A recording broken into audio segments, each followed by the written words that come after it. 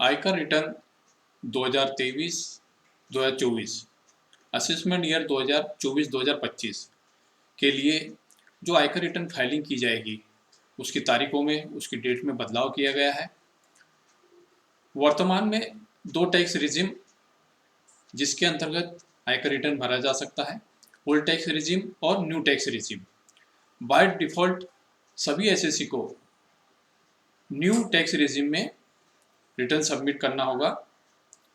लेकिन अगर SSC old tax regime में अपना आयकर रिटर्न भरना चाहता है तो वित्तीय वर्ष 2023-24 असेसमेंट ईयर 2024-25 के लिए वो अपना आयकर रिटर्न ओल्ड टैक्स रिजिम से भी भर सकते हैं। ओल्ड टैक्स रिजिम में अगर कोई एसएससी आयकर रिटर्न भरना चाहता है तो उसमें एसएससी को जो वो इन्वेस्टमेंट करते हैं उसकी छूट मिलती है, और नई टैक्स रिजिम में ये छूट समाप्त कर दी गई है। अगर एसएससी की इनकम सैलरी से हो, हाउस प्रॉपर्टी से इनकम हो, इनकम फ्रॉम अदर सोर्सेस हो, income from capital gain tax हो, income from business and profession हो, किसी भी हेड में इनकम हो, और आयकर रिटर्न मुख्यतः 7 तरीके से भरे जाते हैं। आयकर return ITR 1, ITR 2, ITR 3, ITR 4, ITR 5, ITR 6, ITR 7। इसमें मेजर चेंज ये हुआ है कि वित्तीय वर्ष 2023-24 के लिए, असेसमेंट ईयर 2024-25 के लिए जो भी एसएससी आयकर रिटर्न भरेंगे वो ओल्ड टैक्स रिजिम में केवल और केवल 31 जुलाई तक ही रिटर्न भर पाएंगे। इसके पश्चात जो रिटर्न भरे जाते हैं, बिलेटेड रिटर्न, अपडेटेड रिटर्न, वो केवल और केवल न्यू टैक्स रिजिम में ही भरे जाएंगे। इसके लिए एसएससी को करना ये होगा कि वो अगर ओल्ड टैक्स रिजिम में आयकर रिटर्न भरना चाहता है अपना, तो उसको अपना आयकर रिटर्न पहली पॉइंट कि 31 जुलाई तक ही भर पाएंगे। दूसरा, इसके लिए एसएससी को फॉर्म नंबर 10 IEA भरना होगा। इसको भरने के बाद अपना आयकर रिटर्न भरना होगा, जो कि केवल और केवल 31 जुलाई तक भरा जाएगा। इसके पश्चात अगर एसएससी आयकर return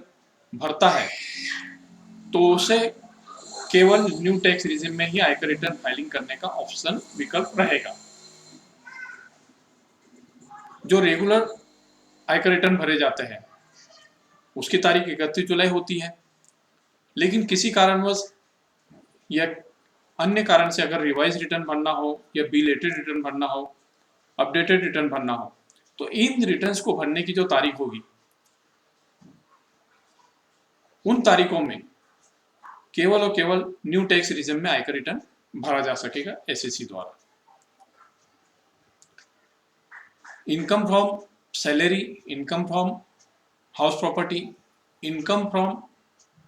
capital gain, income from other sources, इन करदाताओं द्वारा इन सोर्सेस से जिनकी इनकम होती है उनके लिए, और नॉन ऑडिट केस में जिनकी की इनकम बिजनेस एंड प्रोफेशन से हो और उनको ऑडिट नहीं कराना हो, तो उस स्थिति में इन सभी सोर्सेस से जो इनकम होती है उनके लिए आयकर रिटर्न भरने की अंतिम तारीख 31 जुलाई। इसके पश्चात ब्याज पेनल्टी के साथ में बिलेटेड रिटर्न और अपडेटेड रिटर्न, उसमें टैक्स का 25 या 50% तक पेनल्टी के साथ में रिटर्न भरा जा सकता है। ऑडिट वाले केस में अगर income from business and profession है और एसएससी का ऑडिट होता हो तो वो संबंधित तारीख तक ओल्ड टैक्स रिजिम में अपना आयकर रिटर्न भरेंगे, लेकिन इसके पश्चात वो ओल्ड टैक्स रिजिम में अपना आयकर रिटर्न नहीं भर पाएंगे। तो वित्तीय वर्ष 2023-24 असेसमेंट ईयर 2024-25 एसएससी की इनकम चाहे इनकम फ्रॉम सैलरी से हो जिसमें आयकर रिटर्न जो है फाइलिंग आईटीआर 1 के माध्यम से भरी जाती है, चाहे इनकम फ्रॉम हाउस प्रॉपर्टी हो जिसमें अगर एक हाउस प्रॉपर्टी से इनकम है तो अपना आयकर रिटर्न फाइलिंग ITR 1 में सबमिट कर सकते हैं। अगर एक से अधिक मकान है या एग्रीकल्चर इनकम है तो उस स्थिति में वो ITR 2 में अपना आयकर रिटर्न फाइलिंग करेंगे। अगर income from business and profession हो तो उस स्थिति में ITR 4 का उपयोग होगा, उसमें आयकर रिटर्न फाइलिंग की जाएगी, जिसमें कि 44AD, ADA, 44AE के अंतर्गत ये SSC द्वारा अपना आयकर रिटर्न भरा जाएगा। अगर SSC का ऑडिट होता हो या एग्रीकल्चर इनकम हो या कैपिटल गेन टैक्स इनकम हो तो इनकम फ्रॉम बिजनेस हेड में ITR 3 का उपयोग किया जाएगा। Income from capital gain tax से इनकम है तो उस कंडीशन में ITR 2 का उपयोग किया जाएगा। इनकम फ्रॉम अदर सोर्सेस, जिसमें बैंक से FD हो सकती है, डिविडेंड हो सकता है, तो उस स्थिति में ITR 1 का उपयोग किया जाएगा आयकर रिटर्न फाइलिंग करने के लिए। साथ ही साथ इन सोर्सेस में ये अलग अलग स्टेटस, कुछ इंडिविजुअल हो सकते हैं SSC, कुछ HUF के रूप में रिटर्न फाइल करेंगे, कुछ LLP के रूप में आयकर रिटर्न फाइल करेंगे, कुछ पार्टनरशिप फर्म के रूप में अपना आयकर रिटर्न सबमिट करेंगे, कुछ SSC कंपनी के रूप में आयकर रिटर्न सबमिट करेंगे, कुछ कोऑपरेटिव सोसाइटी के अंतर्गत रजिस्टर्ड होते हैं वो अपना आयकर रिटर्न सबमिट करेंगे, NGO जिसमें कि सेक्शन 8 कंपनी ट्रस्ट सोसाइटी होती है वो अपना आयकर रिटर्न सबमिट करेंगे। तो इनके लिए भी एक अलग अलग आयकर रिटर्न, जिसके अंतर्गत ITR 1 से लेके ITR 7 तक, जैसे LLP के केस में ITR 5 का उपयोग करेंगे, उसके बाद कंपनी के केस में